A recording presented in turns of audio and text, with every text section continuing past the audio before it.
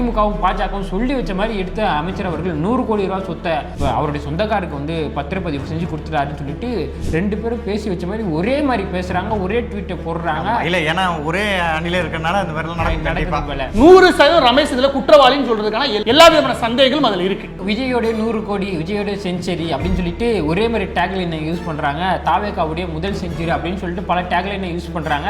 உங்களுடைய பத்திரம் சதியா இல்லைன்னு சொல்லிட்டு அதை ரிஜெக்ட் பண்ணியிருக்கணுமே தவிர அவங்க வந்து சைன் போட்டு கொடுத்துருவோம். தப்பு அங்கே ஒரு இடத்துல தான் நடந்திருக்குது.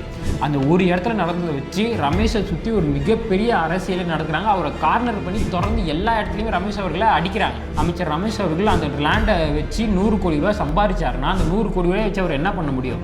ஒரு பென்ஸ் கார் வாங்க முடியுமா? பல அடுக்கு பங்களா கட்ட முடியுமா? அது எங்கேருந்து அந்த காசு வந்துச்சுன்னு மக்கள் கேட்க மாட்டாங்க, அண்ணன் விஜய் அவர்கள் கேட்க மாட்டாங்க. இன்றைக்கி நம்மள மாதிரி சாதாரணமாக இருந்த ஒரு நபர் தான் அமைச்சர் ரமேஷ் அவர்கள். அறநிலைத்துறைக்கு அவர் பொறுப்பேற்ற 50 நாள் தான் ஆகுது. இதில் அவர் அறநிலைத்துறையை பற்றி முழுசாக படிக்கணும், தெரிஞ்சுக்கணும். இதெல்லாம் அவர் தெரிஞ்சுக்கிறதுக்கு 1 வருஷம் ஆகிடும். 50 நாளில் அர்ஜென்ட்டாக யாருன்னா 100 கோடி ரூபா சொட்டை வந்து ஆட்டை போடணும்னு நினச்சா அசால்ட்டாக மாட்டிப்பாங்க, சத்தியமாக மாட்டிப்பாங்க. 1.5 லட்சம் லஞ்சம் வாங்குறான்னு சொல்லக்கூடிய ஒரு பொறுப்பாளர் மீதே நடவடிக்கை எடுக்கிறாங்கன்னா 100 கோடி ரூபா சும்மாவா? அதுக்கான எவிடன்ஸ்லாம் மாட்டிடாதா? அவ்வளோ சீக்கிரம் அமலாக்கத்துறைக்கோ காவல்துறைக்கோ சிபிஐக்கோ சிஐடிக்கோ மாற்றிடாதா? அப்படி எந்த தப்பும் இல்லாதவன் தைரியமாக சொல்லுவான், என் மேலே தப்பு இல்லை, என் மடியில் கனம் இல்லை, நீ எங்கே வேணால் போ, யார்கிட்ட வேணால் சொல்லு, வழக்கை வேணால் போட்டுக்கோ, நான் சந்திக்க தயார், நானே வழக்கு போடுறேன், அவங்க தப்பு பண்ணியிருக்காங்கன்னு சொல்லிட்டு அவங்க நடவடிக்கை எடுத்துருக்காங்க. அந்த பத்திரப்பதிவு இருக்குது பார்த்தீங்களா, அதை வந்து ரத்து பண்ணியிருக்கிறாங்க, அது கேன்சல் பண்ணியிருக்கிறாங்க.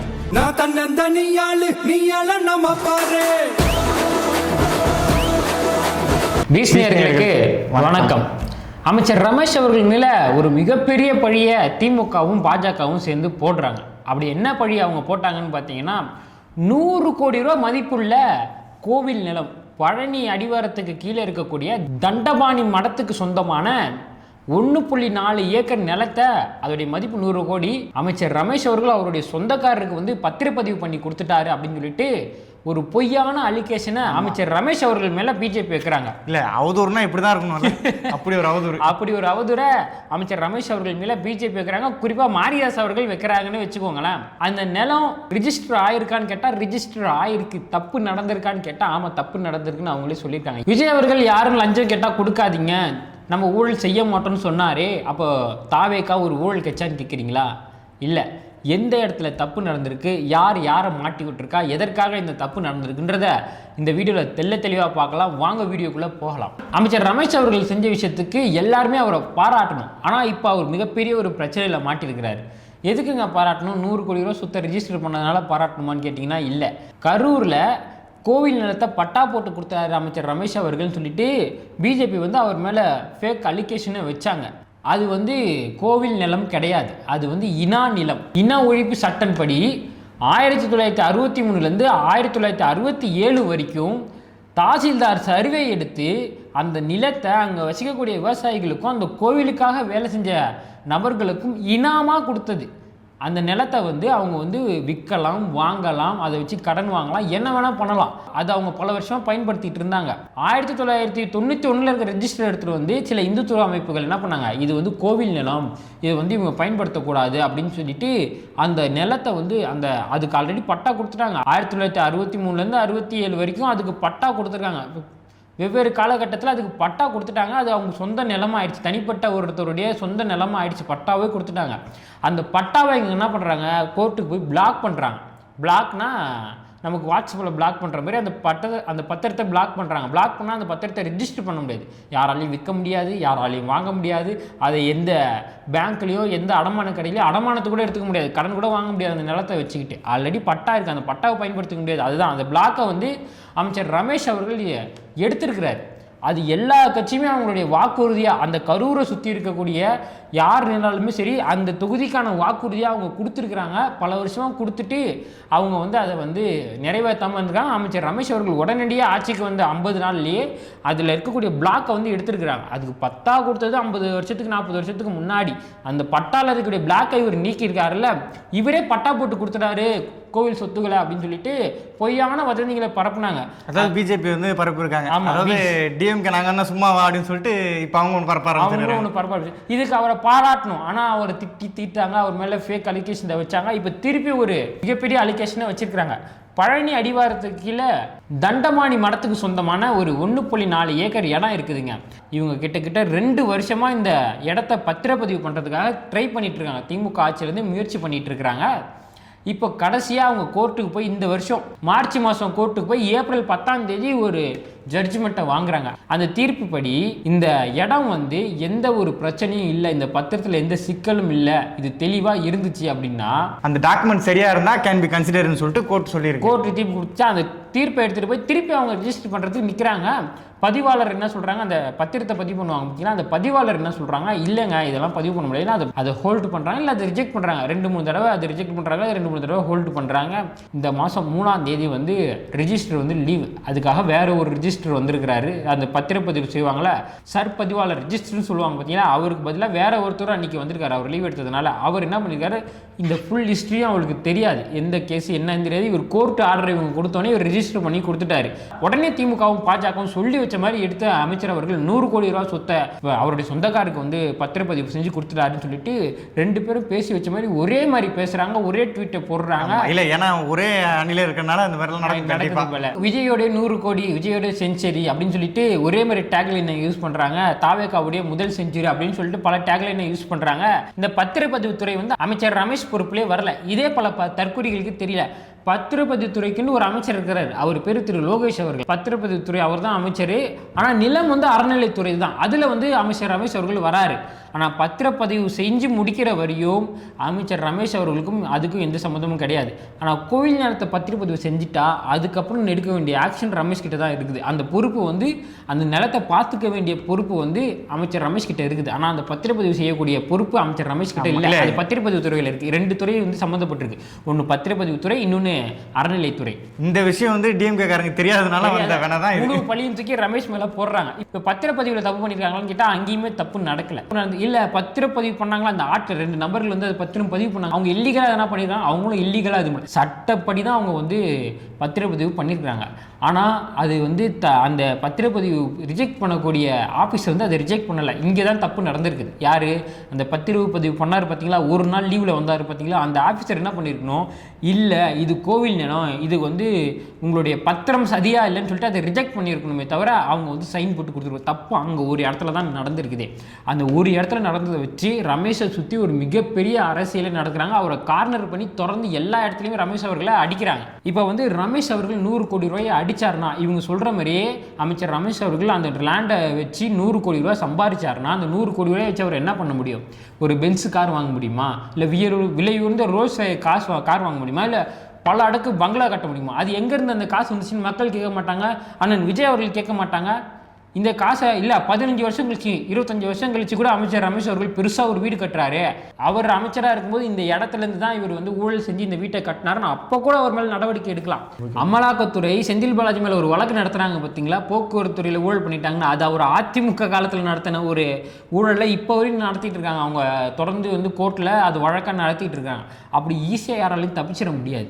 இன்றைக்கி நம்மள மாதிரி சாதாரணமாக இருந்த ஒரு நபர் தான் அமைச்சர் ரமேஷ் அவர்கள். அண்ணன் விஜய் அவர்கள் அவரை அமைச்சராக்கி அடகு பார்த்துருக்கிறாரு. அவர் வந்து நம்மள மாதிரி ஒரு ஆள் தான். அவர் வந்து 500 கோடி 1000 கோடி சம்பாதிக்கணும்னு ஆசைப்படக்கூடிய ஆள்.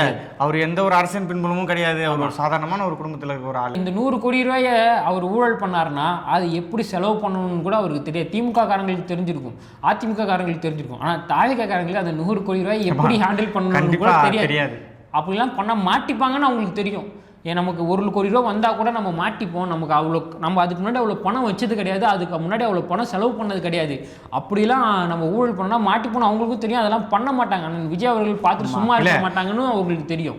அதுவும் இல்லாமல் முக்கியமாக என்னன்னா, இவ்வளோ கஷ்டப்பட்டு அவர் வந்திருக்காரு, வெறும் இந்த 100 கோடிக்காக அவர் பேரை அழிச்சுப்பாரு. அவரே அது கண்டிப்பாக அழிச்சிக்க மாட்டார். அவருடைய பேரை காப்பாற்றிக்கணும் அப்படின்னு தான் அவர் உழைச்சிக்கிட்டு இருக்கிறாரு. 2வது விஷயம் என்னன்னா, அறநிலைத்துறைக்கு அவர் பொறுப்பேற்ற 50 நாள் தான் ஆகுது.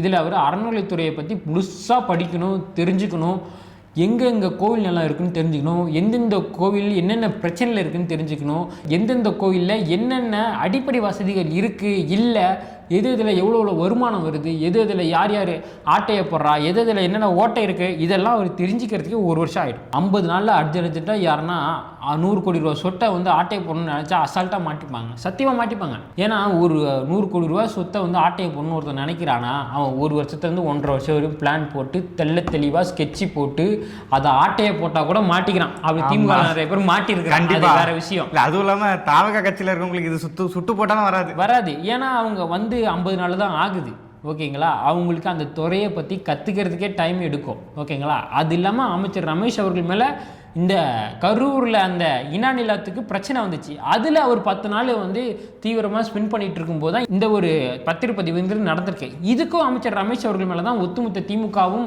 பாஜகவும் பழியை தூக்கி போடுறாங்க. இது பத்திரப்பதிவில் நடந்த அந்த ஒரு நபர் செஞ்சக்கூடிய தவறை ஒட்டுமொத்தமாக ரமேஷ் அவர்கள் மேலே போட்டு 100 கோடி ரூபாய் அடித்த ரமேஷ் அவர்கள் தாவேகாவுடைய 100 செஞ்சுரி, விஜய் அவர்கள் அடித்தா 100 அப்படின்னு சொல்லிட்டு அந்த 100 கோடி ரூபாய் டேக்லைனா இவங்க எதுக்கு திரும்ப பரப்புனாங்கன்னா, கரூரில் கடைசியாக விஜய் அவர்கள் பேசினார்ல, நாங்கள் ஊழல் யாருன்னா லஞ்சம் கேட்டால் கொடுக்காதீங்க, தரமாட்டேன்னு சொல்லுங்கள், உங்க கூட உங்களுடைய அண்ணன் உங்களுடைய தம்பி நான் இருக்கேன் அப்படின்னு சொன்னார் பார்த்தீங்களா. அந்த நெரேட்டிவை உடைக்கணும்.